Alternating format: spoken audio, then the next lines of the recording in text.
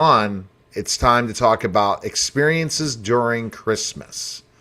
Talk about, those experiences in Christmas, Shawn, and how basically how things rolled during that time period. Once again, thanks for having me on, Neil. And I think we talked about this when we talked about Thanksgiving. Some of the Christmas memories are some of my favorite from my service. Um, Granted, yes, it's a sad time because you may be deployed and away from family, but at the same time, there's something about breaking bread with your brothers and sisters when you're deployed and going through that, and being able to support each other in that time of loneliness and being away and serving your country in that way. And then, of course, the other thing is, like when we were in Korea, we'd open up the house, for single soldiers to come over, and we'd go serve at the chow hall, and then come back, and we'd have our own meal and invite service members over and things like that. And so it was just a way to try to help alleviate some of the stress and pain of not being around family during the holidays. And but some of those are some of my best holiday memories, actually. Oh, absolutely. Very like talk about that process. You talked about Thanksgiving, but even Christmas in the holidays, like reaching out to other veterans, but talk about, especially when you were in the military. So, it's one, as veterans, it can be a very lonely time. And, during the holiday season, you need to check on your veteran friends, make sure that they're doing okay because, a lot of bad memories can come up too. But like you think back to when I was deployed with my buddies that I was serving with in Iraq and Afghanistan. Some of the best meals we had were Thanksgiving and Christmas, and you'd wait in line forever to go eat that meal, and and you just sit there and have a good time and share the holidays together, and it just made it more meaningful. That one, you're able to support each other in that way, and two, you all were, as we put it, going through the suck together, and so it was your family at the time, and that's how you dealt and coped with things. And um, anytime you have the ability to break bread with someone else, I think you should try to take it. Even if it's just sitting there having a meal and not a whole lot of conversation, just the ability to be around other people and that potential to share struggle, share joy, share whatever, can make a huge difference in your life.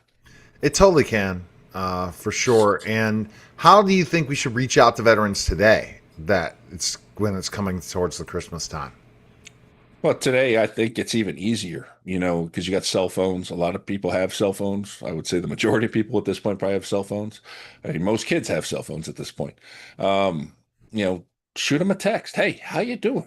You got any plans? What are you up to this holiday season? And just those simple questions could spawn, you know, one a need for them, because maybe they don't have a place to go, maybe they're looking for something to do, maybe they're in a dark place, so it could change the trajectory of their life.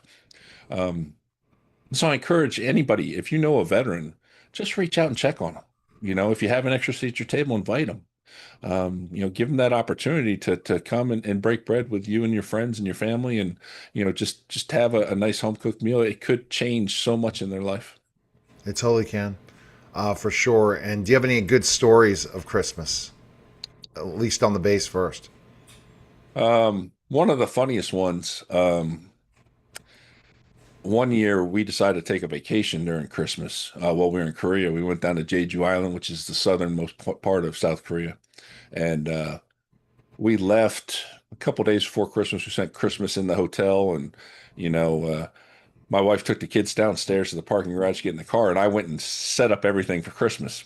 And we went on our vacation, and the boys were like, is Santa going to be able to find us and whatever? And it's like, I'm sure Santa knows where we live, and he may not come down here to our vacation, but when we got back, Santa had been to the house, and they were so excited with that whole thing, and that was really cool as far as a dad moment type thing.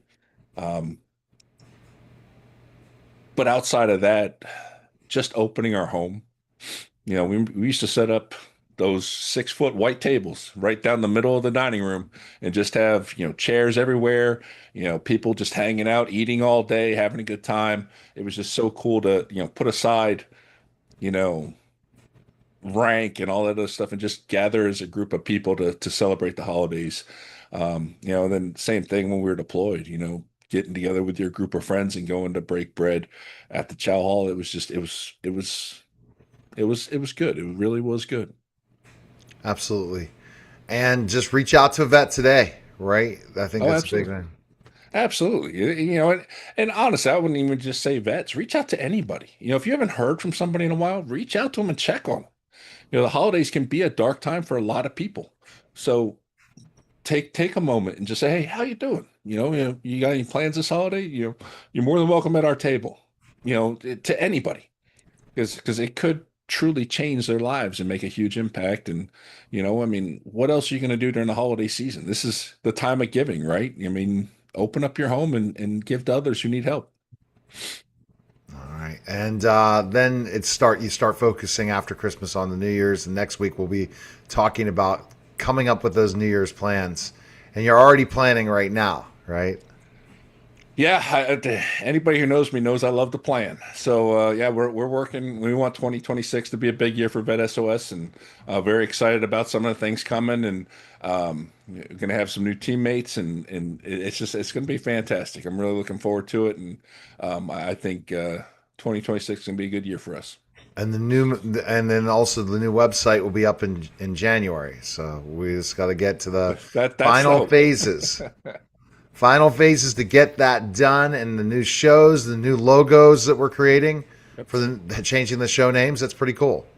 Oh yeah, well, some subtle changes here and there, just to I think make everything work a little bit better. And like I said, some new potential shows coming, some new people on the team coming, and just some amazing content. And some of the stories that we have prepped ready to go already for 2026 is just absolutely amazing. So very excited about this, and we know the audience is going to really appreciate what we've been putting together.